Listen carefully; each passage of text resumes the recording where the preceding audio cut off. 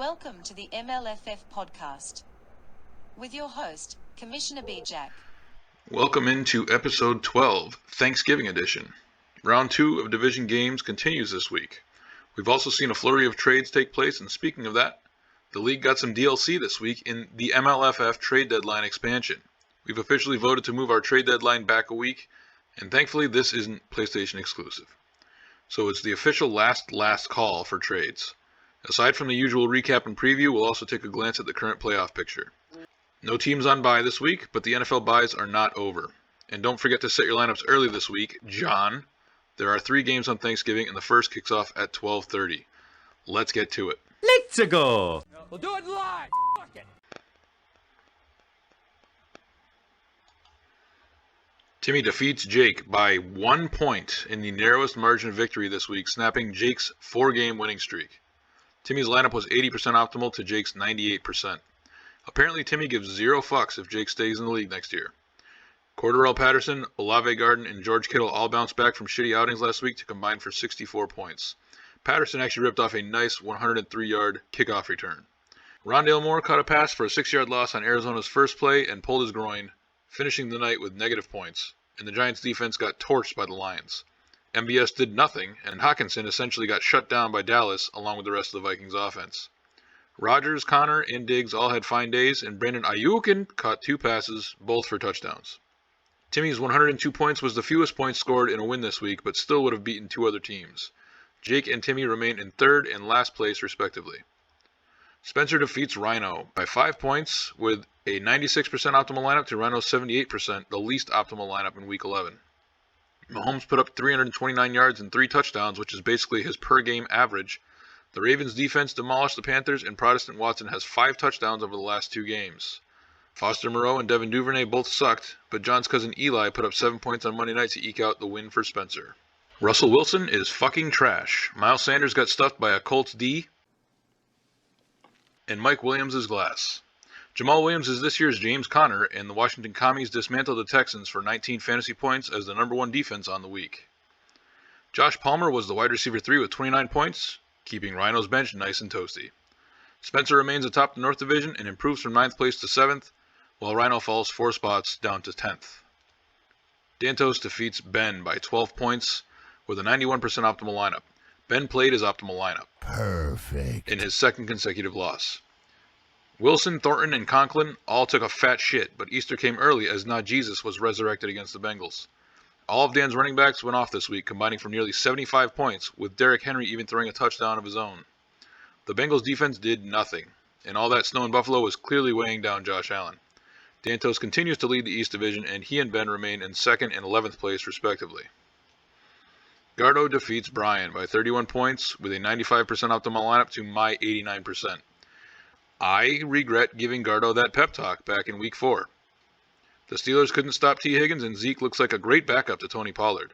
The Bears traded for Chase Claypool so they could barely use him. My running backs all sucked a fat one, specifically Quan Bark and Bullet Hole Brian, who had the best possible matchups for running backs. Also, Kadarius Toney did that cool trick with his hamstring again where he makes himself disappear for weeks at a time. George Pickens is the real deal though, and Jalen Hurts put the team on his back to take the Colts from behind, salvaging his fantasy day. My 84 points was the fewest points scored in Week 11. I shot myself! And the combined 199 points was the 99th lowest scoring game all time. Gardo climbs 2 spots to 5th place, and I dropped from 4th place to 6th, but remain on top of the West Division. Cody defeats Jose by 36 points for his 3rd win in a row. He's on fire! With a 96% optimal lineup.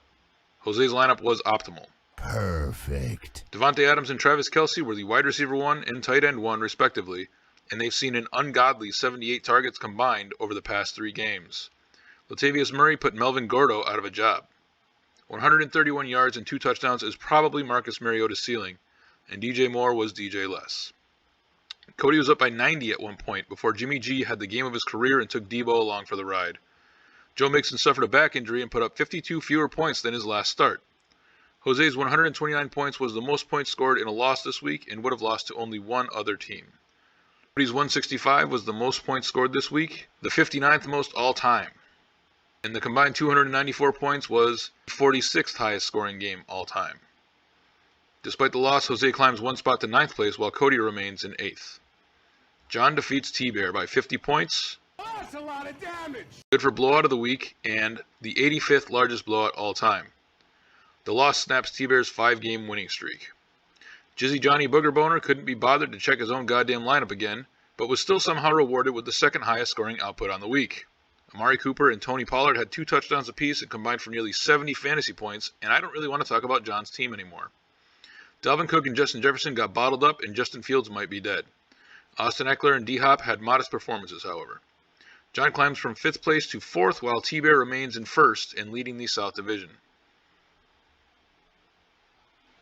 The playoff forecast. An early look at the playoff bracket shows T-Bear and Dantos currently holding the first-round byes, with 4-seed Spencer facing off against 5-seed Jake in the wildcard round, and also myself in the 3rd seed taking on Cody in the 6th seed.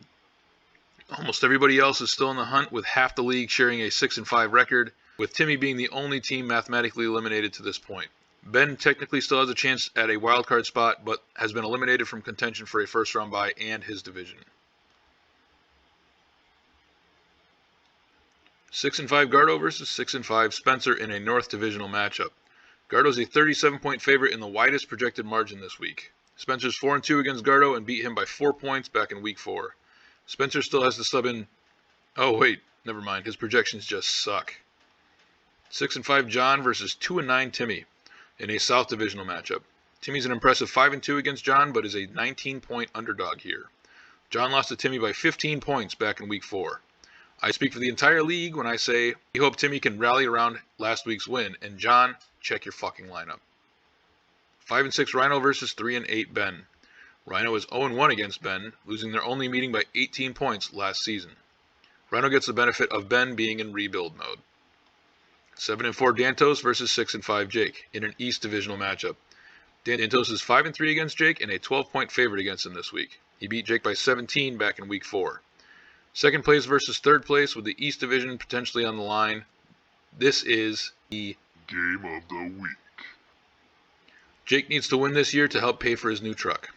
6-5 Brian versus 7-6 Jose in a West Divisional matchup. I'm a 6-point favorite and about to be 7-1 against Jose. I won our last meeting by 43 points back in Week 4. Jose's season gets tagged and bagged this week. 8-3 T-Bear versus 6-5 Cody. Cody's a 5-point underdog here and 1-4 against T-Bear all time. He lost their last meeting by 41 back in Week 10 of last season.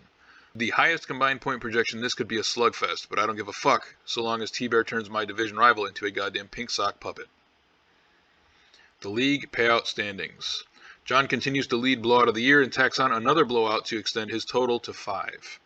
Dantos and Jose are now tied for the lead in League Pick'em, with Rhino in second, 1 point behind. Look at this shit. That is it. The extended trading deadline is now 6 days away again.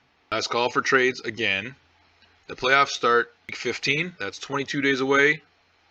Do not forget to submit the weekly pick'em. As always, a link to the forum can be found in the commissioner's note and also as a pinned comment in the Discord server. Don't forget to like and subscribe. Happy Thanksgiving. Don't forget to check your lineups. But also, just kidding, eat shit. Thank you for listening to the MLFF podcast.